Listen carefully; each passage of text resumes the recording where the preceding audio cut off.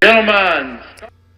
It's on you. All right, good evening and welcome to Jack Dodson's Racing Insider. We're live. With Scott Allen and the Facebook comedian Juicy Joe Staples. All is well in the world of Jack Dodson. He's got a new phone. Oh, yeah. Hold it up. Hold the phone I up. got me a new phone, man. I am now in the same century with these two guys right here. Century. That's bad. But I tell you what, I wish I'd had one of those bag phones that Joe put on my Facebook because I could have made some big money last week when he did that. That would have been great. Oh, God. So what's going on in the world of racing? What's the big news? Well, the big news is I'm drawing a blank. Robert Pemberton leaving NASCAR. I mean, that was a shocker to me. I didn't see that coming. I didn't see it coming either, and then to find out that Scott Miller is going to take his place, who was at MWR. I talked to a couple of people down there today that they thought it was going to be somebody else, and I won't even go into who they thought it was, but that's a surprise. But I think Scott will do a good job too. Well, yeah, he'll be all right. I mean, I know of him a little bit from couple of little times I've talked to him while he was at MWR, but he's a nice guy. So we'll just see what happens, what's going to change. I understand there's going to be some more people moved around from NASCAR this year, so it's going to be an interesting off season. It's going to be interesting, and then all the other personnel. We know that I think it's the engineer or the car chief, I can't remember, that's going from the 4 over to the 14 to be the crew chief on the 14. Yeah, I think it's the head engineer, if I'm not mistaken. I think it is the head engineer. And then the crew chief on the 55? Scott something, I think it was. I can't think of his name now, but he was crew chief on the 55 for the last year or so. You mean Billy Scott? Billy Scott. Yeah, Billy Scott. He's going to be Danica's crew chief next year. And I tell you what, man, people give her a hard time. There were some people giving that post that I put on Facebook a hard time, Bo, that was giving her a hard time on Facebook. And then I forget who it was that kind of defended her, which I was kind of surprised that he paid attention to Well, the thing I heard today was this is the 4th crew chief in 4 years for Danica. Has it been that many? Mm-hmm. Fourth crew chief. And because I thought the old man was a crew chief for 2 years. I swore. Well, supposedly this is the 4th crew chief in 4 years that she's had. Maybe he was the first one or the first 2. Maybe that's what it was. That's maybe what it was. But anyway, that's they were saying that today that name the 5 drivers that has to show something, that it's time for them to move a step up. And of course, she's number 1 on the list. You know, everybody keeps waiting for her to take that step, and it hasn't been done yet. And anyway, Daniel Canosa is moving to the competition side at Stewart Haas this year. Mm-hmm. Chad Johnston, who was Tony's crew chief last year, is moved over to the 42 this year. I was surprised by that. Well, not if you listen to Tony Stewart talk. Tony Stewart I knew he wasn't going to be Tony's crew chief anymore. I was surprised for him to be going over to the 42 for Kyle Larson. Unless they have some history together. I don't know about that. I'm not sure. I think they're just trying to. I think they're beefing up over there at Ganassi with some stuff that they've got going on over there. All the MWR people that are now flooding the market, they're moving into jobs. So it's going to be interesting. But still, time will tell where everybody's going to end up. And Brian Patty is going over to Roush, and it's going to be interesting next year. I'm going to have to go around and find people next year when we go to the race. I'm not going to be in the same. They're not going to be in the same places anymore. It was George Keller that commented on that post from the Dover historian. Oh, But George is a nice guy. Got to have him on when we get close to Dover. So there's gonna be some changes, some big changes going on. So it'll be interesting. I understand front row is going to look completely different next year, from what I'm hearing. I mean, and they don't announce their drivers until the last minute because they're mostly self-funded. Yeah, and it looks like more and more as time goes on, David Reagan is going to be in Richard Petty's car next year. They say that's pretty much a done deal, except they just want to make sure they got sponsorship to run him through the year. Yeah, I think they have some. I don't think they have a lot, but I think they have some. And 3M is going to stay with the 24 for 3 races next year, so they'll have Napa and 3M with them next year. That'll be a big deal. Well, I see that Quicken Loans is leaving RCR and going to Hendricks going to be on a 5 car as an associate, and then they're going a few races. Yeah, they're going to do 3 races. They're going to do 3 races. I think it is 3 races. 3 races. So and Exalta is going to be one of the main sponsors on Dale Jr.'s car, and this weekend at Las Vegas, they're going to unveil that car and how that car is going to look. And I guess we'll hear the list from the combine this weekend. They're supposed to. Oh, that's right. Yeah. Supposed to be they're supposed to be. I know they're all notified because they're supposed to be. They're going to try to get most of them to the banquet. So that'll be interesting. That will be good to see. If they get them out there. I'm curious if I think we're all curious if Macy made it, but for some reason in the back of my mind, I think they're taking a pass on her. I think some of it because of her age, because they still have plenty of time to pick her up. Well, like Jefferson did say that they're going to be helping her next year, whether she makes it or not. Right? Yeah. I forgot about that. Definitely emphasized that. So that's a good I think if she don't make it this year, I can't imagine the next year, the following year or so, that she won't make it, or that that she will make it, because I just don't see. Talking with some of those people that went through that combine while I was there the day with the combine, there was one girl, and right now her name slips my mind, but this was her 5th try. Fifth try at it, and she hadn't made it yet, and she evidently had the feeling she wasn't going to make it again this year, but she said she has to take that chance every year, because there's a possibility. And I mean, just to be invited is a big deal, especially if you make that last group. Yeah, make that last group to be in the finals. Yeah, that's like huge. That. Oh yeah. And then of course, and then everything was, here's this 14-year-old from Langley that getting a whole lot of attention, where these people, they've been going. The one girl's almost like the Buffalo Bills there when they kept going to the Super Bowl and never winning. Yeah. And they said, well, if you don't want to see her, then just beat us. Right. They'll just don't know. What, they go to the Super Bowl 5 times in a row? Yeah, I remember something that. like that. Yeah. And never won. Man, that's pretty bad. That's pretty bad. So, Rena racing this weekend. Hope to be there. I hope to be there. Scott says he's going to be there. I'll be there. Joe will definitely be there. Joe will be there. So, it's going to be. I hope I can get up there because I really want to see it. I hope they get some more cars. I know one of them's not going to be there. Actually, they got to fix their chassis. So, I mean, that would bring them down to 14. 14 cars. Okay. We had 8 youth. We had 3 that didn't show up. So hopefully they'll show up. So how many people did you have on the roster for?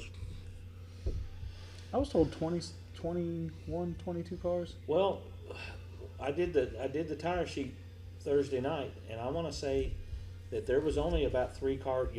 Len didn't show up, which I guess he's still going. Jeff, and I want to say there was 2 more cars, so a total of about 18 cars, I guess.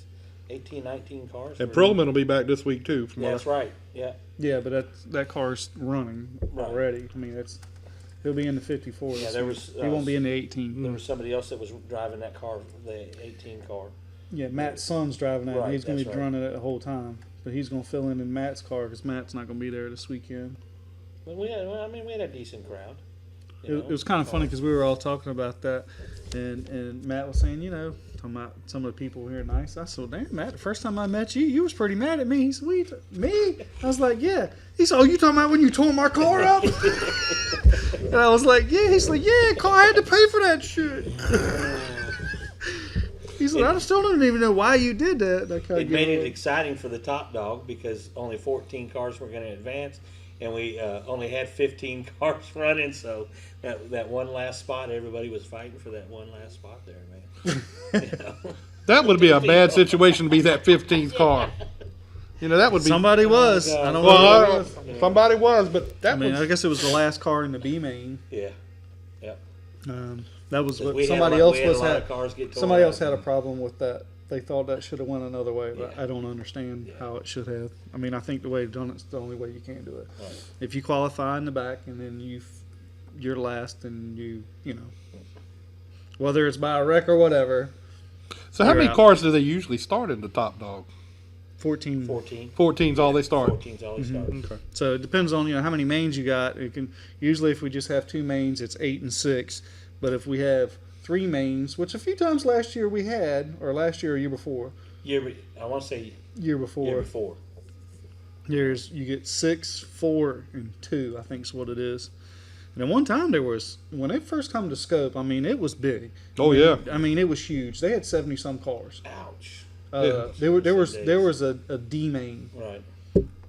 and it was and you crashed. I mean there was cars galore. Well, you know, last year we had 2 mains in the youth, which we didn't have enough cars this year to do it, and it definitely made racing exciting for the youth by splitting up the faster and the slower cars. Mhm. But, Yeah. we still had some good racing this last race though. So The only thing and I don't like Darrell. I don't know if he's going to be around. His car's for sale. But the only thing I wish they would change is the point system, and I think it would keep people from sandbagging. I think you got the A main should go through the points, and then the B main should pick up and keep going because people. I mean, you can run very well in that B main and finish in it's 3 points off a win. Right. So I mean, it's guys can run good in the B main and finish top 3 in points. To me, that just doesn't seem right. right. You still working on that phone? No, I was trying to find out what the deal is with Edwin Pardue. He was supposed to call. He said he would call at 10 minutes after. Knocking your schedule off, Yeah, tell me about it. and then you add a new phone into the I'm mix. trying to figure it out, man. Yeah, and he keeps.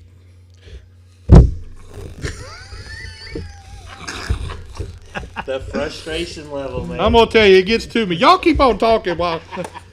We're enjoying watching you with This the is a phone, show in man. itself. Well, Oh, I don't. Did you have this much trouble with the rotary dial? You know what? You're a real good. You're real funny there, Joe. I don't know if I mentioned that me and my wife we had a good time at the Sims Foundation at the beginning of November, and I bought some stuff at the gala there, and we're going to be going to a musical at the Scope, not Scope, Chrysler Hall. And we got some some pre-show, some free drinks. With What's the musical? Kicking Boots. Kicking Boots? Yeah. Kinky Boots. Kinky Boots. Kinky yeah, Boots. That's it. Yeah. Kinky Boots. I've seen the with, movie. You'll probably enjoy it. Yeah, with what's her name? Who's Cyndi that? Lauper. Oh, she is in it? Oh. I don't know if she's in it, but it's all her music. Okay. Yeah, that'd be kind of cool.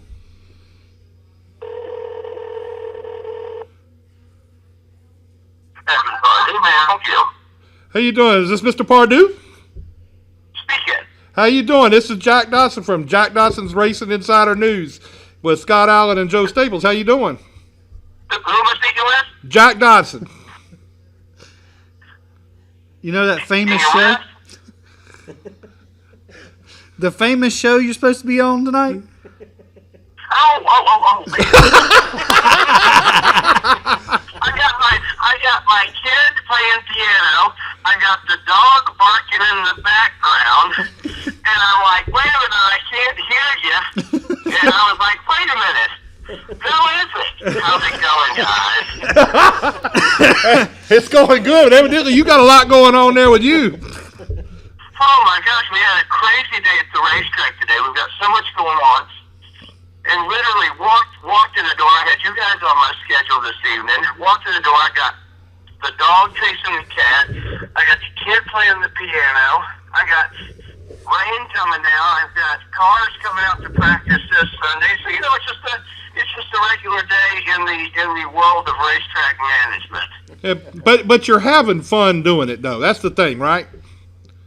We're having a ball, and it's so exciting because when you see, we're far enough along now where you can see what the finished product will be.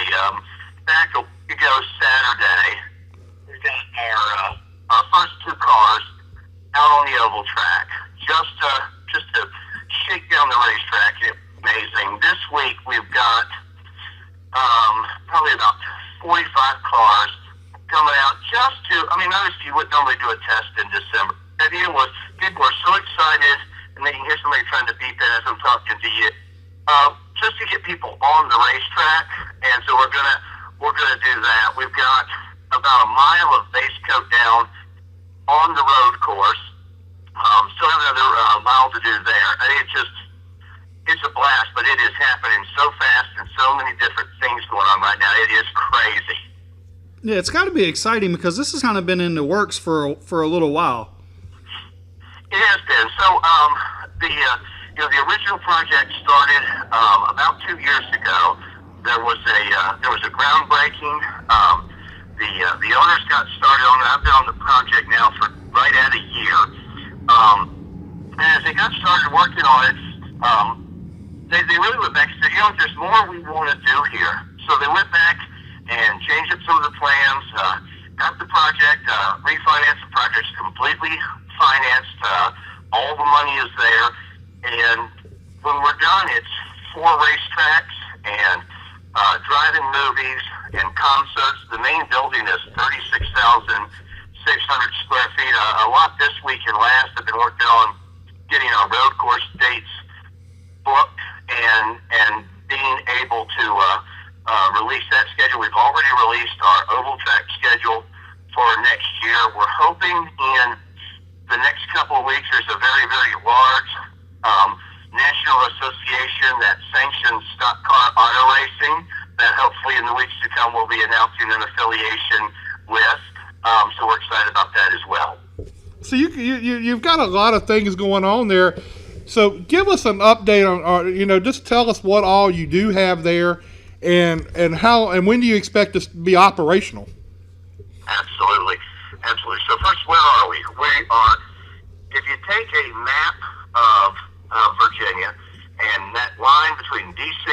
and Richmond along I-95 and throw it right in the middle, that's where we are, right between Washington and Richmond, right on I-95. And I mean on 95. You get off exit 118, 300 feet, you're turning onto Dominion Raceway Avenue. Oh, okay. 160 acres.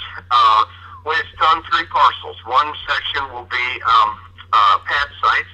So we'll have the usual convenience stores and restaurants, maybe possibly even hotel right there at the racetrack. The main race facility then is the 2-mile road course, 2 miles, 12 turns, between 65 and 70 feet of elevation change. The oval track is 4/10, and it's a big 4/10, and it's going to be a big, fast 4/10. Beautiful. Grandstands, the main building with the restaurant, concessions, 3 stories, 36,600 square feet. Next summer, we'll come back and finish the drag strip, 8-mile drag strip, and then we'll do concession karting on the inside of the oval track. And so we'll do both corporate karting and we'll do mini Grand Prix. You come out with your buddies one night, plunk down your money, you get a practice session, you get qualifying, you get a qualifying race, a mini Grand Prix.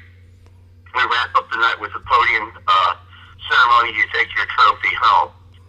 In addition, in the infield of the oval tracks, a 20 by 40 foot video screen. When we produce our Saturday night stock car races, we want the diehard fan will be there, but we want the casual fan to come in, and it looks like when they're watching a race on TV. So all the races will be done with a 3-camera shoot, a 2 to 3 person crew doing the announcing, and all on the big screen and on the TVs inside the main building and restaurant.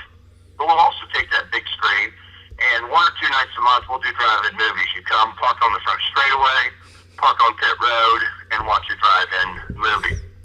Man, Another part down in... Go ahead, I'm sorry. No, go ahead and finish. And then the final piece is down on the road course. We have a festival concert area. We can do about 8,000 people there. So we'll do concerts. You bring your folding chair, your blanket, and you sit out and enjoy live music. Other than that, we don't have a thing going on. Well, good gracious. I mean, I'm already tired. Man, you're changing the game of your little short track weekly racing event. I mean, that's a lot of stuff going on, but that's pretty cool. I mean, I almost can't wait to get it going so we can come down there and check it out, or come up there and check it out and see what that's like. Well, and what we want to do is we want to present it in a way a little bit different. Local short track racing has been great over the years for bringing in the diehard fan, and there are some folks who are diehard short track fans who won't be anything other than that diehard short track fan. They love it. They're going to come. They might come to a facility that's not first rate because they love the sport, and we love those people. They're the backbone of what we do. What we want to also do, though, is appeal to that casual fan who may come out as much for the experience as for the sports side of it. And so they like the big screen. The concession area we're also branding as the 118 Bar and Grill to tie in with our exit number. We'll have people who might come to the race on a Saturday night. They might sit in the restaurant or at the bar and watch the race on the closed circuit TV in the bar area. So we think what we do is we're going to work very hard to make the racing great, so that diehard fan is getting exactly what they want. But we also want to make it very, very entertaining so that the casual fan comes out, they enjoy the racing, but there's these other amenities going on that has them coming back week after week. And I think we found that sweet spot with the way we've designed the facility. And being that close to 95 is really going to be good, because it'll pull a lot of people from a lot of different areas, even from down where we are right now, to come up to see the race, because it's not that far if you go up 95. Yeah, it's easy to get in and out of, I would imagine. Yeah, absolutely. Listen, there's the two big secrets of what we think will work here is the location and the fact that we've got these different events going on. And if we do a good job of getting you there the first time, putting on a program that people enjoy, we think they come back. I'll talk about two things that we're on our calendar for next year. One I'm really excited about is our Memorial Day Classic. So we know that there'll be some drivers around the Mid-Atlantic who want to come and race with us. But one of the issues they have is, I don't want to miss a Saturday night at my home track, or if I come, I want to be sure I get enough practice so I can get up to speed. So what we're going to do is Memorial Day weekend, we're going to open the track up on Sunday. We're going to have open practice and qualifying. We're also going to open it up so the fans can come on Memorial Day. We'll cook some burgers out at the 118 Bar and Grill. You can have your Memorial Weekend cookout with us. Wow. Then we're going to invite you to come back on Monday, and we're going to have a big daytime race on Memorial Day Monday. And that way, so many of the folks who want to come and sample the track, but they don't want to miss their home track race, can come and do that. Then we're going to do an event similar in the fall on a Thursday night. So, our goal is to give racers, whether it's drag racers, road course racers, or oval track racers, just another place to play and increase the pie for everybody. It's not about, we'll get this driver from this place and this driver from this place. No, we want a whole bunch of people who never even thought about being drivers to say, I think I'm going to build a car and go racing. So if we do it the way we want to do it, it's good for every other track in the region, and that's totally our goal. Yeah, it sounds like it would be. If you work around with the other tracks, you'll be able to attract the drivers there on a regular basis. Now, give us a little overview of what your oval track. I mean, I know you said you're getting ready to release the road course schedule later on, but give us an overview of your schedule on the circle track, on the oval track, so we can see what kind of things you got going on there. Absolutely. So, as I mentioned, we'll actually have an on-track practice this Sunday, and then we'll be able to, starting the first Saturday in March, try to get as many on-track practices on Saturdays as we can before we open up with our first race on Saturday April the 9th. And starting on Saturday, April 9th, we'll run 21 weekends throughout the year. Not going to run every Saturday night, so we'll run 3 or 4 weeks in a row, take a night off, 4 or 5 weeks in a row, take a night off. That allows our racers to go out and sample other tracks if they want to. Or it lets the racer who doesn't have the budget to race every single week still be running for a points championship, but kind of contains some of those costs. So when it's all said and done, 21 events on the calendar. You can go to DominionRaceway.com and hit the Oval Track tab, and that'll give you that full schedule for the 2016 season. But we'll start practice the first Saturday in March, first race April 9th, and 21 racing nights. Or I should say 20 racing nights and 1 racing day on the 2016 calendar. Well, I tell you, I can't wait to get up there and see it. But I've been watching it through the website and everything, and seeing how everything is going. I can't wait to get up there. I think it'll be a lot of fun. We put a teaser video on. The guy, J.D. Wright, the guy who's our communications director, and he's just fantastic.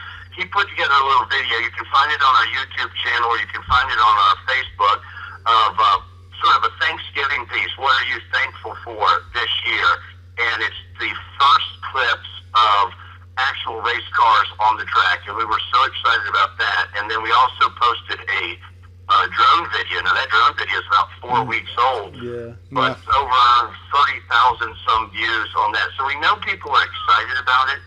Our job now is when they come to present the racing, present the program in a way that keeps them coming back. And we're working really, really hard on that part of it. So, between kids playing piano and dogs barking and trying to get this place open, it's a busy time of the year. I'm telling you, it's Christmas time, too. That's got to be a big deal. Well, we appreciate your time. We're going to let you get back to what you were doing. We appreciate your time. Hopefully we can get up there real... No, this is the whole than what I was doing, so... Well, hopefully we'll get up there soon and see what you got going on, because we would really like to see it. And maybe we can get up there and catch some races up there this year. Door is open. Anytime you want to come, give me a call, and we will give you the grand tour. All right, man. Well, we appreciate that, and thank you for your time tonight. And good luck to you. Hope everything gets going good. Thank you. You guys have a great Christmas season. You too. Thank you very much. Dude, we're gonna be busy. We got to go. We got Silo Speedway with CJ. That's going to be, that's a new track. Then we Dominion with this guy here. That's going to be cool. And and the funny thing is the Dominion track. Everybody's talked about it for years. I mean, the last 3 years at least. 4 years. It's those new racetrack, and finally to hear it coming together.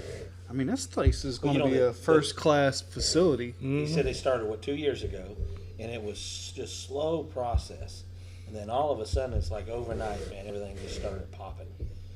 Within the last few months. Sounds like maybe they run into some funding, but it's definitely awesome. I've been up there. Have you? Yeah, I went up there. I know. I wanted to about 3 or 4 weeks after they broke the ground, and I mean it's like they went through there with the bulldozer and just knocked everything out of the way. Leveled everything. So, and as soon as you get off the I know. I wanted to say on ramp. Where the hell did you find this guy, Chris Steffi at? Chris, when did Chris interview for that? It's been a while. Yeah, it's been over 2 years. You got to Lenny. But he keeps canceling it out. Hit that. Hit. Try it again. Some of them, if you hold your finger over it, there's a app. I don't know mine.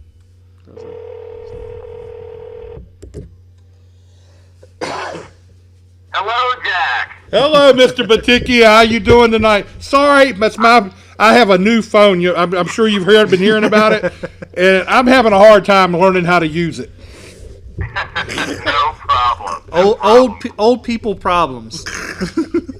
I understand. I can remember the days when we just had the ring phone on the wall, and all this technology sometimes is just too amazing. Yeah, it's getting to me a little bit right now. So you had to get that extra long cord so you could sit at the couch and talk on the phone. Oh yeah, that was big time when we got that. Yeah, right. So Lenny, when you heading out down to Pensacola for the Snowball? Well, I think Thursday night we're going to take the family over to Speedway Christmas over at Charlotte Motor Speedway, do a little bit of the holidays there. They got the new light show and everything else that people seem to be raving about. Then on Friday, first thing in the morning, I'm on the bird to head down there. We'll have qualifying for the Snowball Derby. That's going to be important to be able to get around that racetrack. And then Saturday for the Snowflake, and then the Derby itself on Sunday. It's going to be a big weekend. And I was looking at the entry list today, and there is some heavy hitters in late model racing coming down there for that race. Oh, absolutely. It's really an all-star event for the late models, and it reminds me of the 80s when I was starting to watch late models and get cheering on guys like Dick Anderson, Dick Trickle, the Senecers from up north that would come down and run the Governor's Cup. When I was working at Hialeah Speedway, we would hear about these guys, and they would run into the Orlando area, and then the Snowball. And time progressed. The Rich Pickles and the Jeff Purvises and such. But also, remember the history back when Darrell Waltrip won the thing, and some of the other legends, the Donnie Allison winning it. But I think now you've got a field that is full of great names, late model racers from across the country that are converging on the Snowball Derby. And I think this weekend's going to be a great showcase event. It's going to be one of those events where, as you've seen recently, Eric Jones wins the thing, gets the chance to ride. Chase Elliott, of course, he was destined probably, but still that win really capped off the experience that he needed to be able to make the jump on up. And I think whoever comes out of this one is going to be one of those names that quietly, or maybe not even quietly, is talked about for truck rides and for other potential rides out there. Yeah, I thought it was really interesting. I talked to James Finch down at Homestead, and he's got some sponsorship on Chase Elliott's car, and he is really excited. I mean, he's really excited about being there at Pensacola for that race. Absolutely. Finch is from that area. He's got his business establishment down there. Everybody goes and has a good time, whether it's race time or not with James. You got that right. They do things pretty fun down there, and when James gets excited, it's for good reason. And being on Chase's car is certainly one of those good reasons. But I don't know that Chase is going to be any way a right-in winner on this with guys like Daniel Hemrick, Bubba Pollard, and so many of the others. Augie Grill. You talk about a guy that the thing I love about Augie Grill is that he doesn't forget Gary Blue, who was really one of my first. Hot Shoe was the big deal. Hot Shoe and Dick Anderson were my kids' favorites. Mm-hmm. And, the 112 that Augie Grill runs is to honor Gary Ballou. So it's, a little soft spot there for Augie when he runs. And he's a darn good racer and may pull away with this thing before it's all done with anyway. Is this your first year going down there? First time ever going to the Snowball. I had to do a calculation for somebody else, and this will be my 173rd or 174th different racetrack in my career, but had not made it to the Snowball race. So what are some of the things that are associated with the Snowball that goes on down there? I know I know they make a big deal out of the trucks entering. They announce all the trucks as they enter the track. But there's some other stuff going on around the track, too, isn't it, that they promote really heavy, too? Well, tonight, I know they've got a kickoff party, much like we do for our World of Outlaws World Finals at the Bad Boy Buc-ee's event at the dirt track. So Bob Dillner and the guys will be doing that. I don't know enough about the actual moment-to-moment history that goes on down there, just because I haven't been. And what went on during the week wasn't always that well published, sometimes for good reason. Yeah.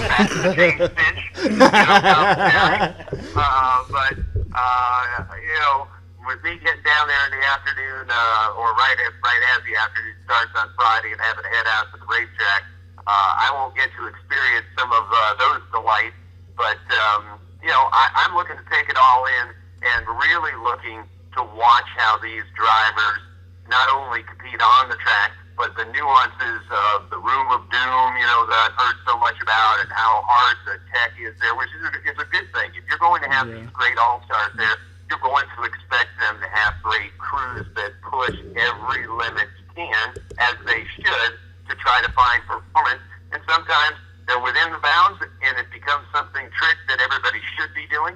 Sometimes they push over the bounds, and that's what the room of doom is for as well. It's part of the dance. It's part of the game, and everybody knows it going in. And that's why it's never over till it's over at the Snowball. Tell us a little bit about the Snowflake. Now, what is the difference in the cars between the Snowflake and the Snowball?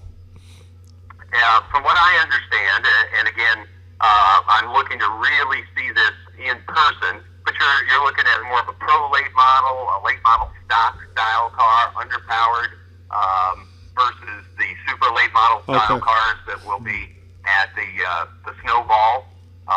Beyond that, I go for really the drivers. I want to see how people, attack this racetrack. It's supposed to be one of the most gritty, difficult tracks, and I can understand that from Florida, the seashells that mix into the aggregate for any of the paving down there, and that's what this track was paved with.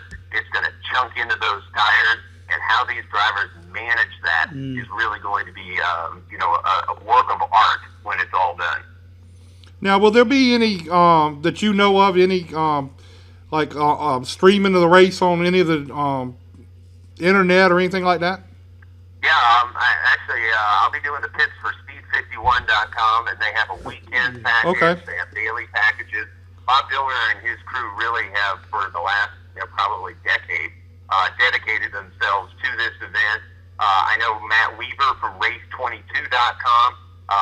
He is an exceptional journalist, and to follow Matt Weaver on Twitter, if you want to know about the Snowball Derby, that is probably the journalist that loves it more than any other.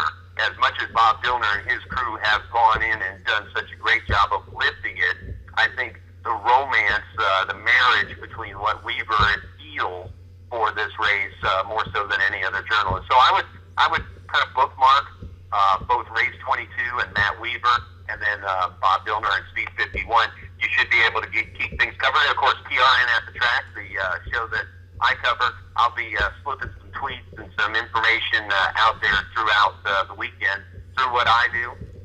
We've also already lined up KMOX in St. Louis is going to have us on to do some reporting from down there.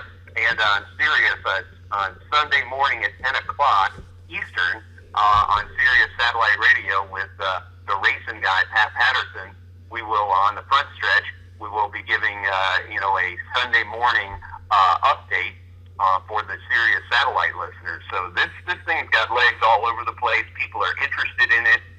You've got guys like Cole Tim, who was the past series champion. You've got Zane Smith, who led, or it was Cole Tim, who was the car series champion, car store champion. Zane Smith, who was the past series points leader for so long. Both these young up-and-comers down there. You've got Casey Roderick. Harrison Burton is one of the drivers that I'm very high on. I really think Harrison Burton for the Snowflake is going to be one of those breakthrough drivers. He was a machine last year when I covered the races for MAV TV at Gresham Motorsports Park. Harrison could make the car move forward faster and better and more effectively in all of the races than any other driver, and that included Bubba Pollard and Anderson Bowen at those races. So this youngster's got a feel for how to make a car move forward in a long lap race, and I think the Snowflake is going to be one to watch him go at it. And then over on the Snowball side, it's hard to vote against Darth Pollard, as I call him. Bubba Pollard is a big fella, could be a linebacker for the Carolina Panthers down here. He is a gentle giant, but he wears all black, so I call him Darth Pollard. And he's won the Snowflake before. He's been heartbroken at the Snowball, but I'm not going with Pollard, and I'm making that announcement here tonight. I think Daniel Hemrick, former Legends Million winner, Legends Series champion. His Truck Series races towards the end of this year give me what I believe is the foundation for this success. He's moved that truck forward in races without the top money team around him, with a good team, but not the top money team around him. Now he goes to the Waters Motorsports team where he paired up with Dalton Sargent, who got second last year at the Snowball Derby. I think Hemrick, who now understands how to manage a long lap race and is coming off the sharp after those week after week after week NASCAR Camping World Truck Series races, Daniel Hemrick is my pick for this year's Snowball Derby winner. Well, you know, one thing you have to pay attention to while you're down there, Lenny, is going to be him and Kinsey racing against each other. I think that's going to be really cool. She's running? They wrecked each other once a long time ago, and it was real bad. On the wrong side of that one. I talked to her at the combine up here at Langley when she came up for that, and I was thinking, you know, that I asked her, I said, who's the better driver? And she said, of course I am. So I want to see who's going to come out on top. Well, Kinsey knows how to get around there, and you've got Johanna Long and Dominique Van Wieringen. She is in, I believe, the team car to John Hunter Nemechek, who won the race last year. And John Hunter's an exceptional driver. He's going to be a player in this. But all three ladies that we were speaking of are all going to be very competitive, and it would not shock me to see one of them come through with this. Johanna's won it. Tammy Jo Kirk has won it. This is not a gender-specific event. It's going to be one of those ones that the driver that uses and showcases all of their skill, all of their race car knowledge, their drivability is going to be the winner. And I don't say that, it can't be done by any of those three ladies. Well, Lenny, I'm not going to let you get away without asking you one question. What do you think about the news that came out today that Robin Pemberton's leaving NASCAR? Well, I think NASCAR, has progressed under what he's doing. But I also remember when Dick Davey left and when Bill Gazaway left. I can't even believe I'm saying that. But, You're going back. And we all transition through what's going on. And, if NASCAR brings in, new energy and new direction, that's going to freshen things up. I don't discount what Robin did for the sport, but I'm open to, continuing to move the sport forward after Robin has accelerated it to this point. So I think he'll do well in whatever the next venture is, but I'm excited about what the new person, whoever that would be, is going to be able to bring our sport to. We hear it's Scott Miller's going to be taking the place is what Race Motorsports. I've heard that as well, and Scott and I worked together at Richard Childress Racing when he was the shop guy for us there. He's exceptionally smart, and if he can build the trust within the NASCAR garage officials and competitors alike, he'll succeed. That's a bit of a political dance that he'll have to work through, but Scott Miller's a sharp person, and I don't doubt that he'll have the ability to get it done. It's just going to, probably be one of those progression things that'll take a little while for him to be able to showcase how good he can be. Well, is this your last race of the season? Are you shutting down after this and enjoying the holidays? Oh, no. We've got the Legends on the 5th mile at Charlotte Motor Speedway on the 12th, the brand new 5th mile. Bruton Smith probably put in, more money than, per foot than probably if he thought about it ahead of time. But you know what? He loves racing. We love Bruton. And this track's going to be an amazing addition to Charlotte Motor Speedway and what we do. So I'm going to go out there on the 12th before I go to the NASCAR banquet that night to crown Lee Pulliam and some others. And then we've got the King of the Concrete go-kart race in Greensboro. I will take, I think there's a weekend in between, off.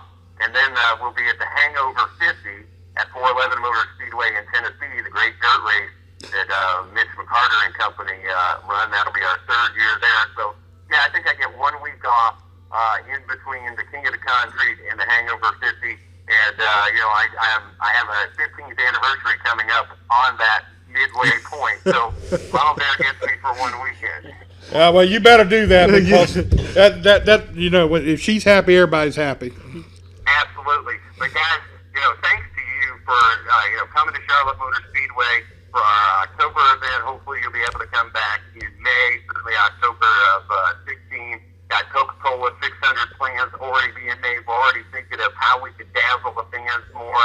We got the drag races down here. Don't forget about 4 wide at ZMAX and everything else that's going on. We're not, even though I get to play on the weekends, during the week, we're putting in those hard hours and coming up with things that I think fans will be excited about in 2016 for the tracks at Charlotte Motor Speedway. And I appreciate you guys. We all appreciate that you have opened up another channel of communication to the motorsports fans. You're doing a great job, and we look forward to having you back at Charlotte Motor Speedway, ZMAX, and of course the dirt track at some point in 2016. And watch this show grow and keep doing the great things you are. Well, we appreciate that. We do appreciate what you did to get us to down there at Charlotte. We had a blast. It was a lot of fun. We even got to ride in the pace car. That was pretty good. Who was it that took us? Cale Conley took us. Yeah, Cale took us for a good ride in the pace car. He's a good young man, gets to race on pavement with Richard Childress Racing, has his own dirt car. I'm sure he let it hang out there for a while, and that's the way to get around Charlotte. That was kind of an understatement. Yeah. It had Jack squealing a little bit. Oh, that's fun. Yeah, I told him that wall was coming up awful close to me on that side over there. But we were the last ride of the day, so he kind of let it hang out a little more for us. Yeah, figured what were they going to do? Kick him off? He was already going off. Exactly. That's right. Well, we appreciate. You'll have to do that next time. Yeah, well, we can't wait. Yeah, and we appreciate you spending some time with us tonight. And maybe we'll get you back on here real soon. You can tell us what all took place down at the Snowball. Absolutely. Look forward to being on anytime, guys. I just, again, thank you for starting this show, firing it up, and bringing more racing to the listeners and such. And we can't wait to be on again and to have you down at Charlotte Motor Speedway. And a happy Speedway Christmas from all of us. We'll be running Speedway Christmas through December 30th. If you get a chance to come down, maybe go shopping at Concord Mills in Cabarrus County, slide on over and check out what we think is an awesome light show. Well, I just may be, I know you're not going to be there, but I may be there Sunday night. My grandson is being dedicated on Sunday, and they're in Charlotte, and I'm going to be down there, so we might just happen to slip out there Sunday night. Well, you let me know, and we'll find a way to make sure that you get all the thumbs up you need. All right, man, we'll do that. Appreciate it, and we'll talk to you later. Thanks for joining us. My pleasure, guys. Have a good night. Speedway Christmas and a Merry Christmas to you all. You Bye-bye. too. Thank you very much. Man, I tell you, such a nice guy. Yeah. Such a nice guy. And welcomed us at Charlotte with open arms was an understatement.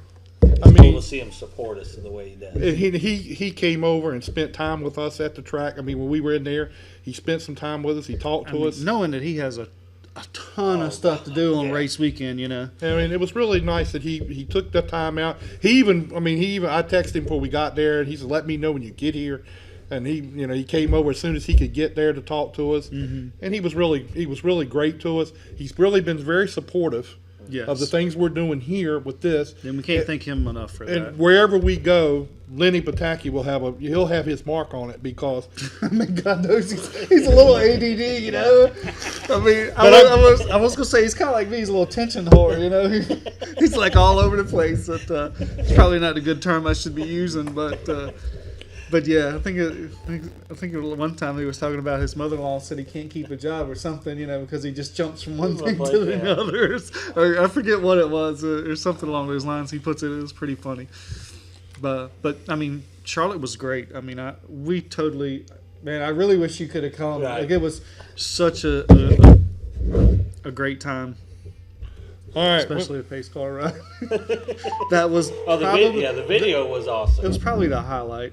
All right, we're going to have Mario Fiore joining us now.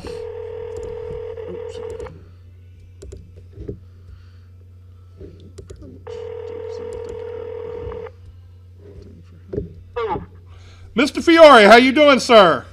Not too bad, yourself? I'm doing good. This is Jack Dodson with Jack Dodson's Racing Insider News with Scott Allen and Joe Staples, and we are really honored to have you on tonight.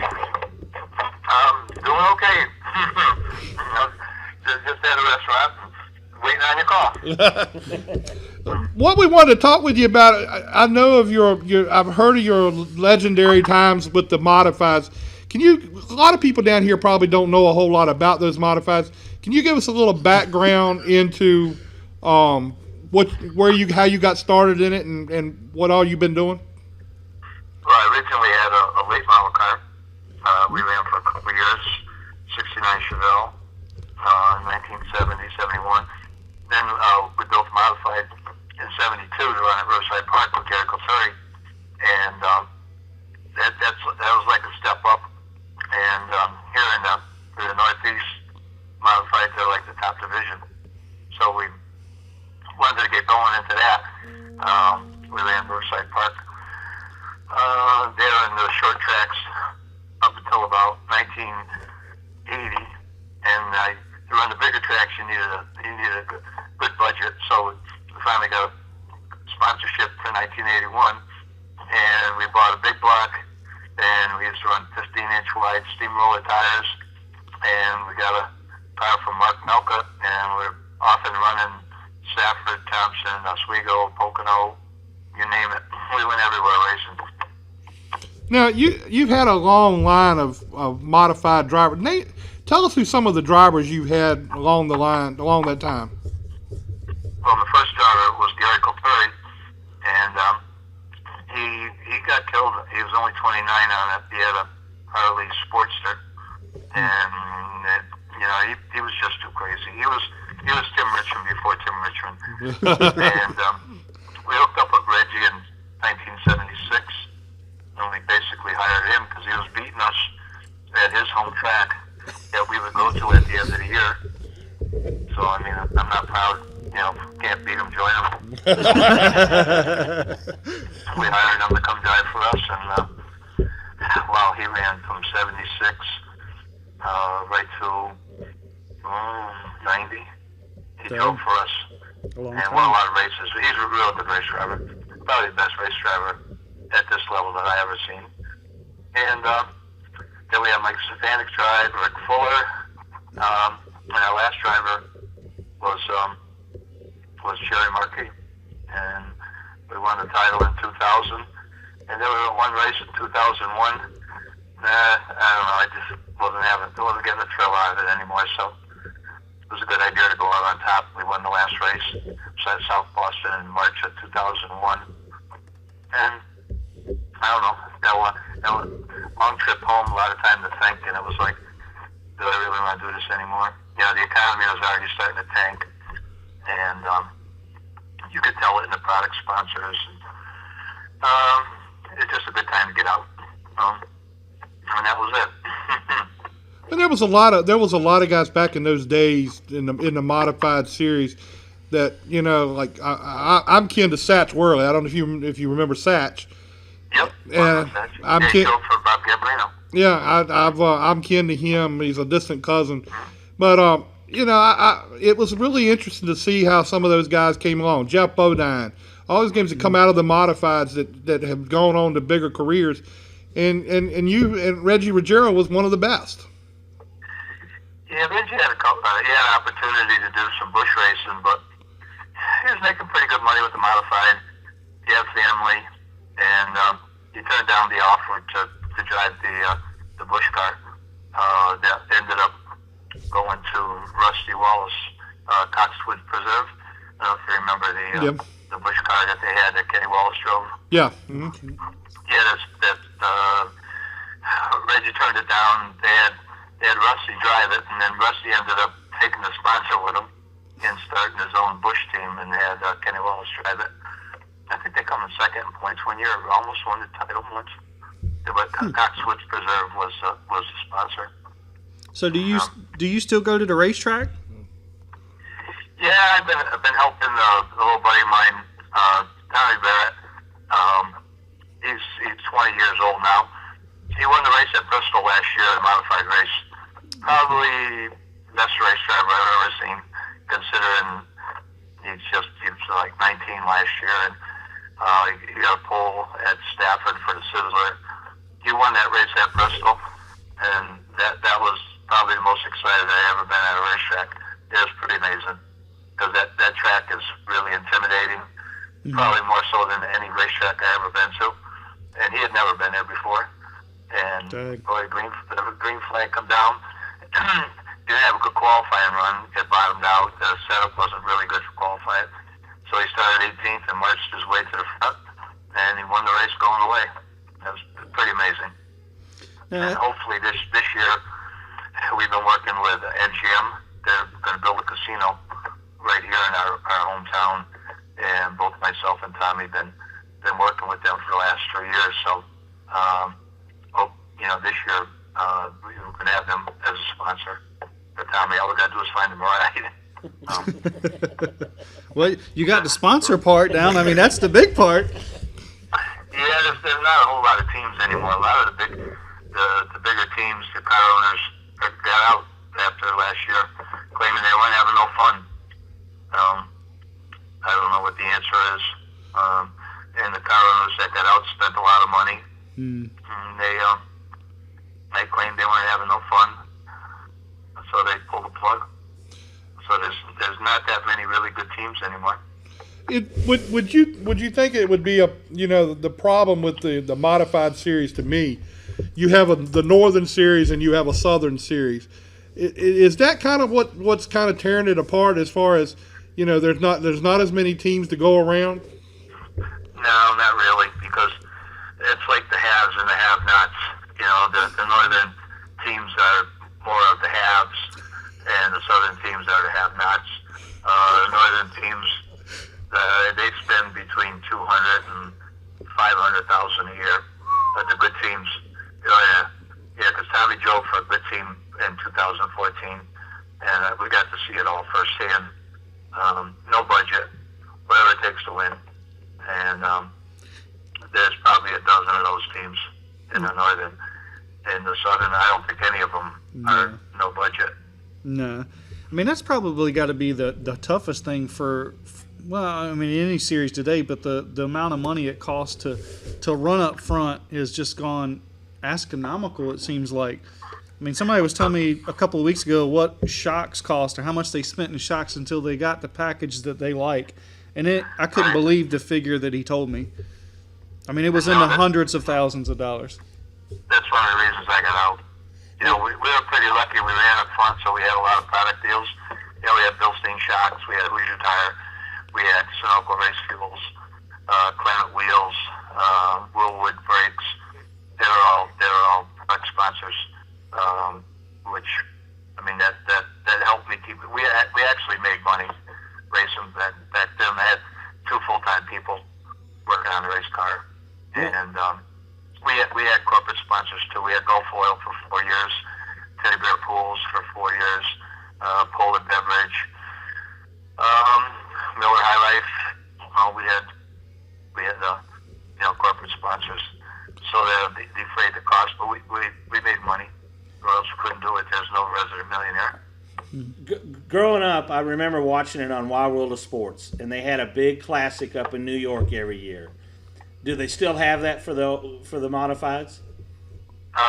We used to race at Pocono, was a race of champions, and then they took the track out of Pocono, and we moved to Flemington, and it sort of faded away.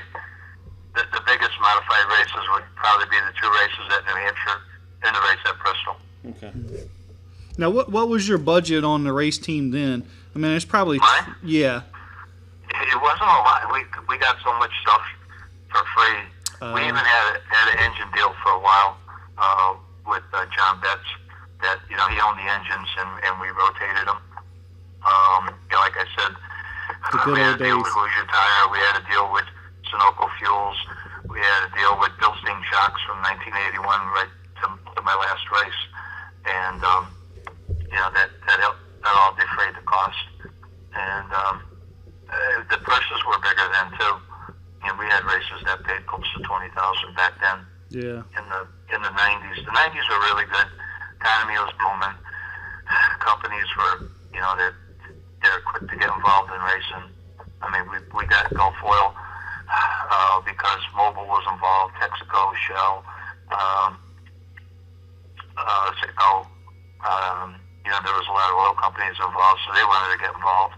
And at the time, they're basically here in the Northeast, so they didn't want to spend $1 million, but they were happy to do something here in the Northeast. Well, I want to know from you, back in those days, what was your one thing that you would say was your biggest success in racing? The biggest expense? Success. Oh, success winning at Pocono in 1988. You win there and everybody's there. It's a big. Pocono was really cool. That was probably the biggest race that we won with my team. Well, Mr. P, we appreciate the time you spent with us. I know you're a busy man, got a lot going on. I wouldn't go that far. But we appreciate the time. It was an honor to have you on because Yes, I knew about you from a long time ago and kept up with the modifieds a little bit when my cousin was racing. So, it was a big deal to get you on here, and I appreciate your time. All right, well, just keep your eye out for my little buddy Tommy Barry. He's going to be a big star. All right, we'll do that. I can guarantee that. All right, well, maybe we can get him on here real soon, too. Yeah. Absolutely. Okay, man. Absolutely. Okay. Thank you. Appreciate it. Thank you a lot. Hope you have a nice Christmas and a happy holiday season to you. The same to you guys, and once again, I appreciate it. Well, we appreciate it, too. Thank you a lot. Okay. All right. Well, I bet he has some stories. Oh yeah. Some cool stories. He sounded like he really didn't want to say a whole lot there to start with, Well, I think it's probably something he's probably not that used to it, or It's some a shame people. to see him out of racing. Well, he's not completely out of it. Well, he just with that one guy. Yeah, but I'm saying you watch and see if that thing materializes. With I the- bet you he'll be see back. Yeah. Well, they'll have the funding. Yeah, he'll have the funding and he'll be back. He'll be back in it It's hard to somehow. believe though that they're spending that kind of money. And like I said, there's no Southern guy spending that kind of money. No, No, absolutely not. I mean, honestly, I don't know how the brothers are doing it. I mean, The Myers. not the Myers. Flemings. Flemings, yeah. And the Myers has got a little bit more money, I believe, or funding, I should say. It should be the right word for it. I don't know who's funding them. I mean, they got a lot nicer I think rig. Chris and Frank, they do majority of their own work. Yes. So, Yeah, a lot of it. Yeah. Yeah. Frank runs a big body shop, and I forgot what. Chris told us what he did, and I can't remember either. I think he sells cars or has a car lot or something. One of them, something like that. But yeah, I mean, they're funding it a lot themselves. But he told it like it was. I mean, the Northern Series of the haves and the Southern Series of the have-nots. Well, and that's true though. I mean, that modified racing is big up north. Yes. Very big. Well, in some tracks up north, that is the feature division. Right. Where down here it's late models. Right. That's the feature division up there, and so I'm sure they got a little bit more going on up there than down here. You tell which side of the fence he's on. Oh yeah, and I don't blame him. And I don't blame him a bit. No, I thought that was funny, but that was good. I mean, I like that. That was I wasn't sure where he was headed with it at first, but the haves and have-nots. When he said that, I knew what he meant. What the heck? What do we do? I don't know. Yeah, I ain't got no. No, we're still streaming, but we ain't got no The video. big question mark. What's the big question? Where we lost the video all of a sudden. Well, I don't know. Oh, did I knock it down? Yes, I did. Moving my big feet. Hey.